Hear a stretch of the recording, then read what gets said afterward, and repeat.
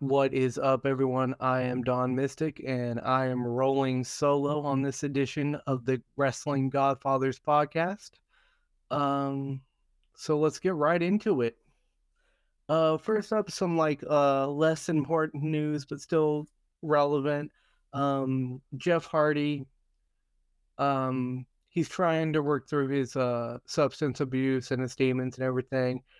I don't really have a lot to say about this. I just wanted to wish him good luck on that journey. I mean, I really hope he figures this shit out, and because he's a great wrestler, and I mean he's one of those ones that just like alcohol has really fucked up his life, and I really hope he can get past it.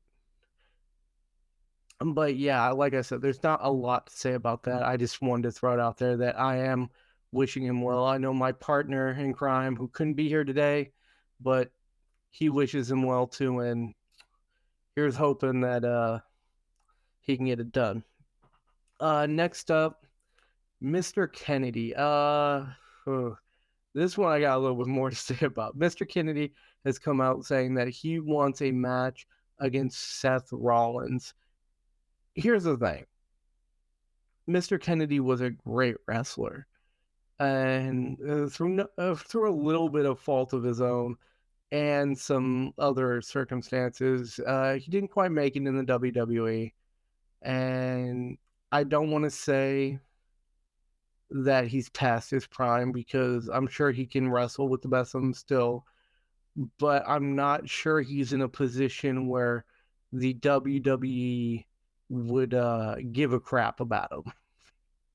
And I know that sounds blunt. I know that sounds mean, but can any of you say like you'd pay big money to see Mr. Kennedy right now, what he is right now, fight Seth Rollins? I'm not sure. I'm not sure a lot of people would.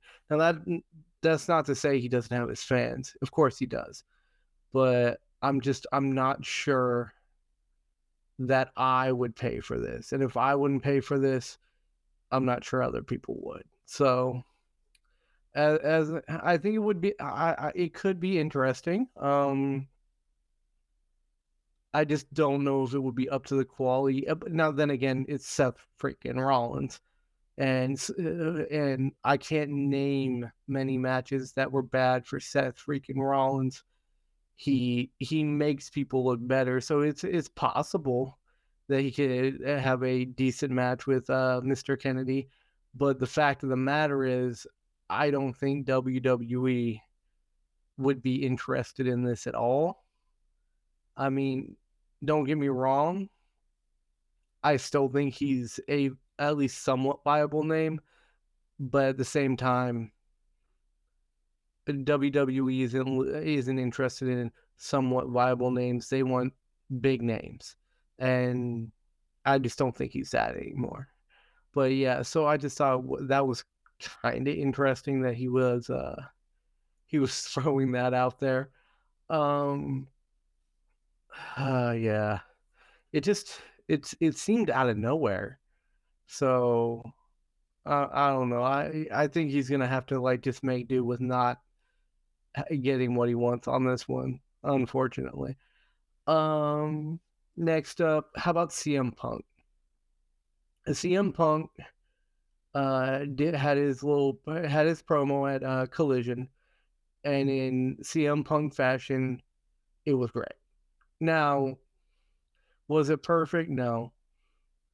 But did he get a lot of cheers? Yes. Now, to be fair, he was in Chicago, so I mean, he could have said some horrific shit, some just absolutely vile shit, and still got a pop in Chicago because it's CM Punk. That's his home.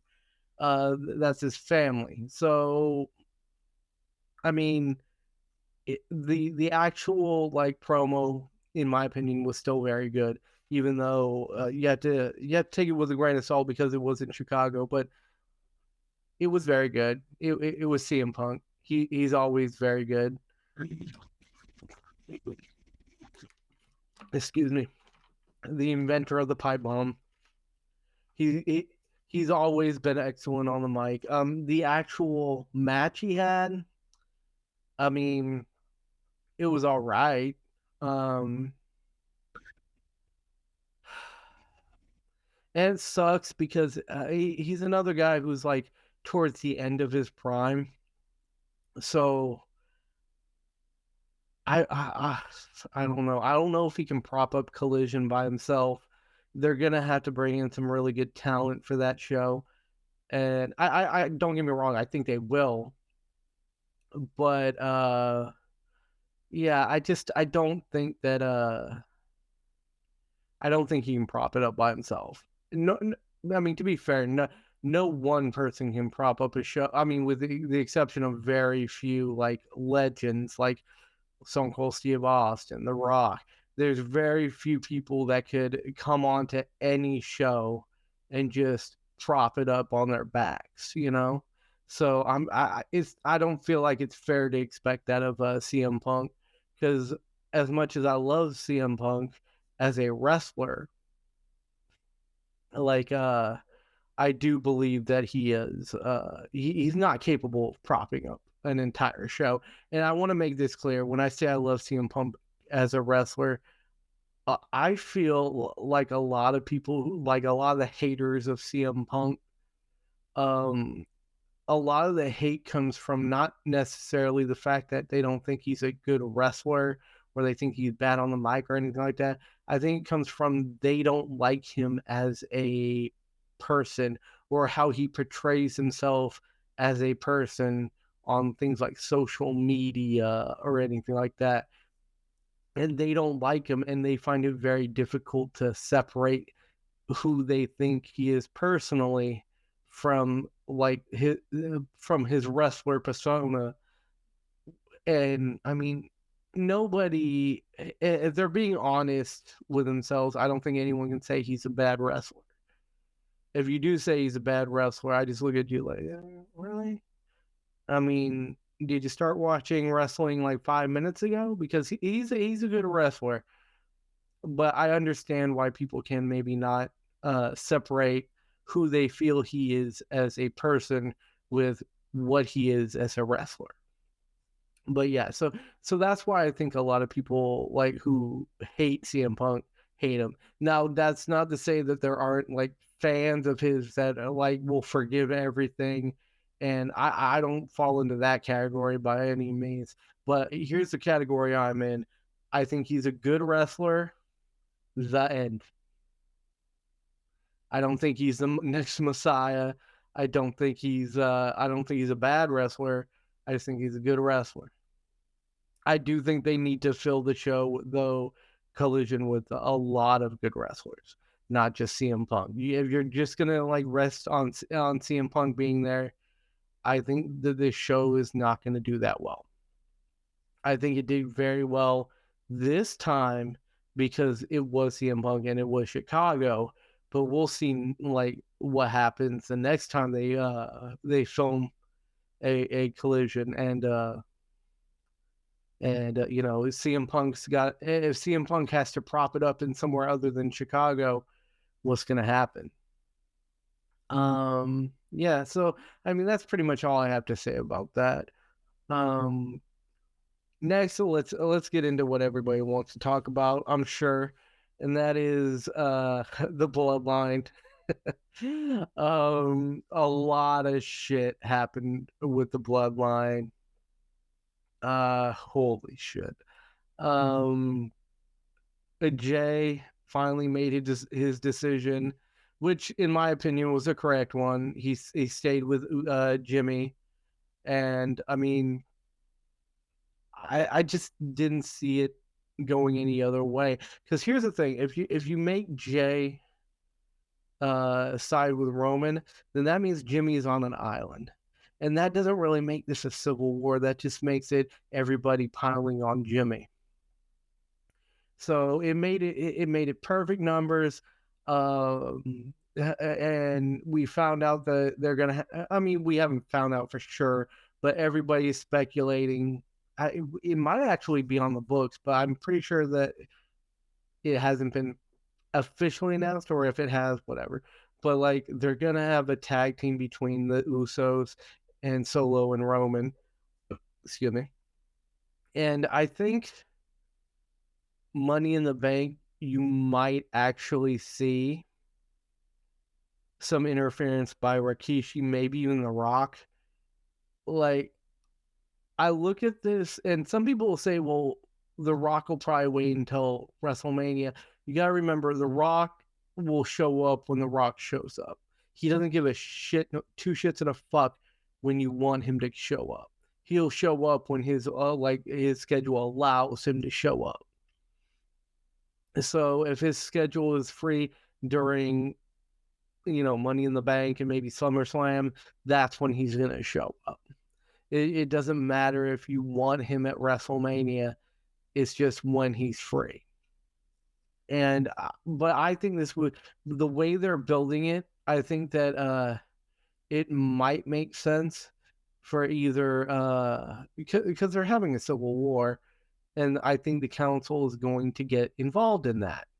It just makes sense for them to get involved in that. And I mean, the only two council members, in my opinion, who have the ability to actually wrestle at this point would probably be Rikishi and The Rock. So what I was thinking was there's two possibilities. One is both The Rock and Rikishi are on the Uso side. But I think it might actually be more interesting to have one of them, like maybe Rikishi's on the Uso side and The Rock is on Roman's side, or vice versa. And you have and all of a sudden it gets turned into a three-man a three-man tag team like a match. That would be interesting. That would be for Money in the Bank, and then maybe that turns into like The Rock against Roman at SummerSlam. Because here's the thing, I don't think the reason Cody's fighting Dominic is because he's not going to fight Lesnar. He's not going to have his third match against Lesnar until SummerSlam. At least that's what I think. So he's not going to take the belt off Roman at SummerSlam. So what's Roman going to do at SummerSlam? Well, there's not much better you can do than fight The Rock. Now, I don't think this is going to be for the belt. I think this is going to be for for maybe the future of the council, or the future of the bloodline, or the destruction of the bloodline, whatever. It's for whatever. But the fact of the matter is, at the end of the day, the bloodline is like crumbling right now. I mean, it's already pretty much broken up. There's a civil war, and the only question now is, when is Solo gonna turn his back on Roman? Because that's the only domino that needs to really fall. And I think it's gonna be sooner rather than later. I really do. Well, all right. Let's move on. Let's move on to Cody Rhodes versus Dominic. I said that Cody Rhodes probably wasn't going to take the belt off of Roman for a while.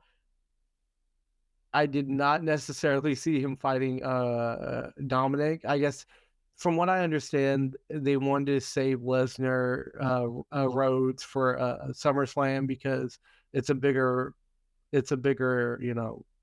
PLE, pay-per-view, whatever you want to call it.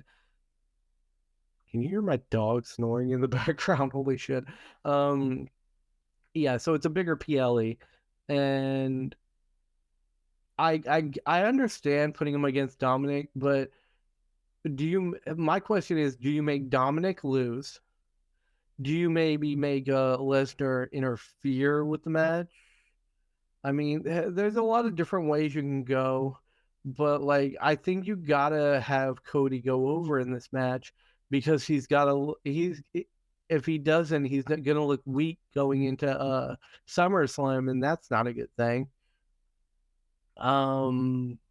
Maybe you could have it go into Lesnar come in and attack Cody, and it goes into a no contest or something like that. But I personally, I think it would be best to have Cody go over, and then maybe Lesnar comes out and attacks him. But yeah, but that being said, I do think that Cody's gonna go over in this match. I think that but dude, Dom has got to be the biggest heel in the WWE right now, and that's crazy to think. That really is crazy to think because I mean, if you had seen him like fighting with his not fighting with his dad, but like tag teaming with his dad back in the day, did anyone see this coming? Did anyone see him being the heel of all the heels in the WWE? I mean, obviously it was a stroke of genius, and it's great that the WWE did it. But oh, dude, that I did not see Dominic becoming a major player in the WWE. I thought he was going to be like a mid Carter for life, but god damn, does he know how to get heat? Like and the only one that's even close to him is Logan Paul, who, hooray for us, just made a return to in-ring, well, not in-ring action, but just made a return to Raw to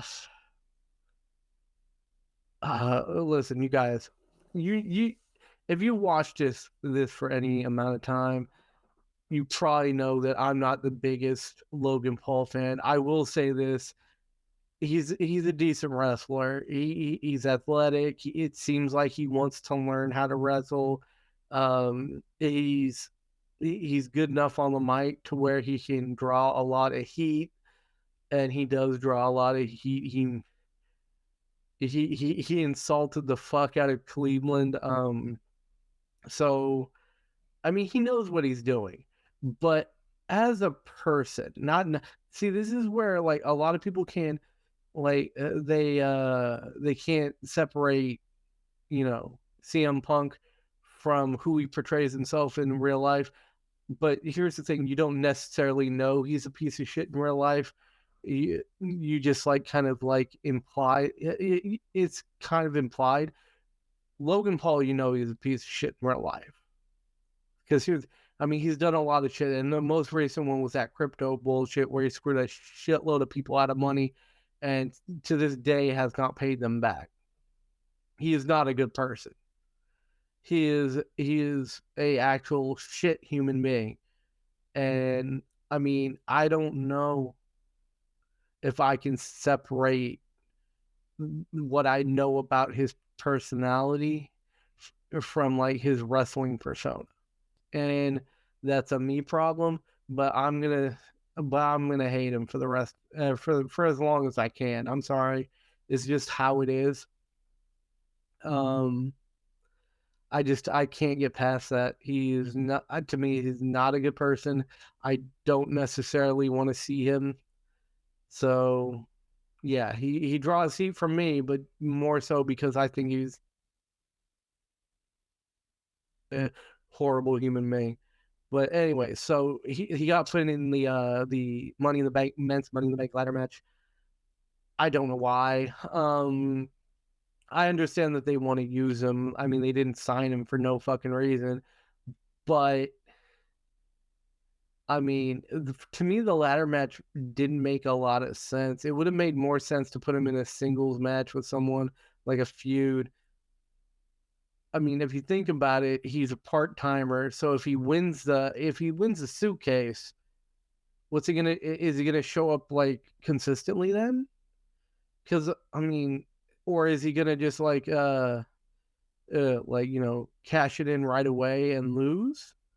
So to me, this almost makes it seem like he was put in just to draw heat, and then he has no chance of actually winning the belt, or I'm sorry, the briefcase that could win you a belt.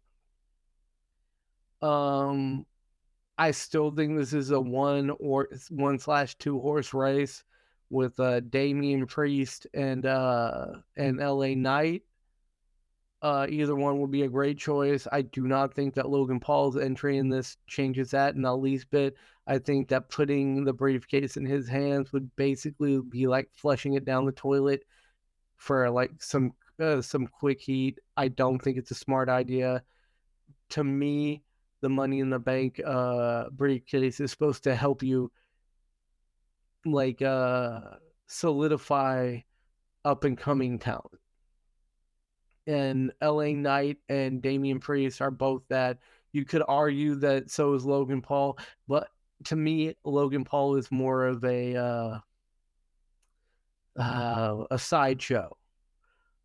Someone you bring in every once in a while, draws a lot of heat, and then goes away to do whatever the fuck Logan Paul does. I don't know, like impulsive, I guess. I don't know. Does anyone care at this point? I certainly don't. Um, it'll be interesting to see who wins a women's ladder match as well. Uh, Trish just got, or wait, yeah, Trish just got put into it because who was it? Raquel Rodriguez like got disqualified because Becky Lynch interfered in her match and accidentally put her hands on Trish. And I mean, to me, all three, Zoe Stark, Trish, and Becky, none of them are going to win this. I think this is a great way to further their rivalry. Ooh, that's a word that I didn't say very well at all. It's great to push that along. But winning the suitcase wouldn't really help them at all, really. I mean, all three. Oh, like I guess it would help Zoe Stark, but it doesn't really make sense in our current storyline to have her then win the briefcase. Some people think maybe it might be Bailey. I don't think so. I think what's more likely is that I think Elo Sky is gonna win. I think Zelina Vega is also an option, but I think Elo Sky is gonna win, and then Bailey's gonna take that as kind of like I'm the leader. Why did you win? You should have helped me win type of scenario, and that's what's gonna break up Damage Control. And like maybe it might be the other way around where Elo Sky feels like Bailey took advantage of her in the match and like won the briefcase, but I think it's more likely that Elo Sky is gonna win it, turn baby face, and then maybe cash in on Rhea Ripley or Asuka. Either way, I mean, either way would be fine with me. I definitely wouldn't mind an Elo Sky run with a belt. She's very talented and I mean that's the end of it. I wouldn't mind Zelina Vega getting a chance to run with the belt either. Um, and like I said before, I think the men's is a 2-horse race. It's a 2-horse race. I think LA Knight's gonna win it, but you have to put Damian Priest in there because they've been pushing him hard ever since the Bad Bunny match. So they might have changed their mind about putting over LA Knight, and then they're going to put over Damian Priest instead. But they shouldn't do that because LA Knight is so fucking over right now. You got to strike while the iron's hot with that guy, and the iron it ain't getting any hotter. I mean, people love this guy even though he's a heel. Just fucking put the briefcase in his hands, have him cash in at some point on. I'm guessing it's going to be Seth Rollins because I don't think he's going to be able to cash in on Roman Reigns.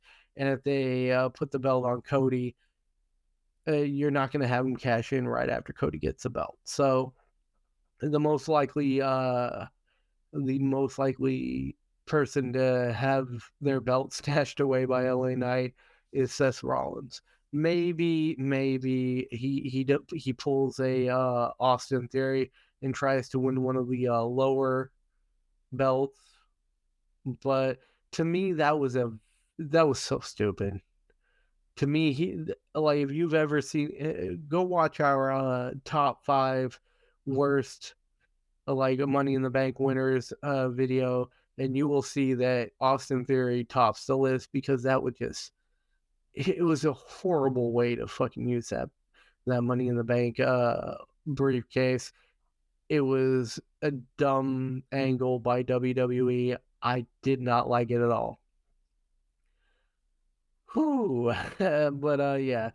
Last but not least, let's talk a little bit about two possible heel turns, and that would be Bianca Belair and the Street Profits. There is some talk going around that they might turn heel, and that here's the thing. I think that makes perfect sense for Bianca, and I'll tell you why in a second. But before that, I'm going to tell you why it doesn't make sense for the Street Profits. Street Profits are actually pretty over, and I don't think that their gimmicks work as a heel. I just don't. Yeah, yeah, you don't. I don't think the fans would want to boo the Street Profits. I think remember the Hogan Rock match where they kind of had to switch who was going to be the face and who was going to be heel on the fly because nobody wanted to like boo Hogan. Well, to me, why would you turn them heel if no one wants to boo them? And I don't think anyone wants to boo them. Now, Bianca Belair can play a huge, like, can play a heel really well. There's no problem. I see no problem with turning her heel. She's done it before. She's good at it. I believe she will excel at it again. Maybe I don't know if you give her a belt run because she just came off a pretty decent belt run not too long ago. But to me, if you're gonna put her as a heel, I'd love to see it. She is she has a type of personality that can really play it either way, like heel or face. People like maybe like Rhea Ripley. She excels as a heel. I'm not sure she would excel as a face, but people like divas like Bianca Belair can go either way, and it's not a trait everyone has. So it'll be interesting to see if they actually do turn her heel. I would love it if they did, but who knows? Now I'm gonna go ahead and end things here. I know it's a short one this week, but I didn't have my co-host with me this week, so hopefully he'll be back next week, and I'll see you then. Peace out.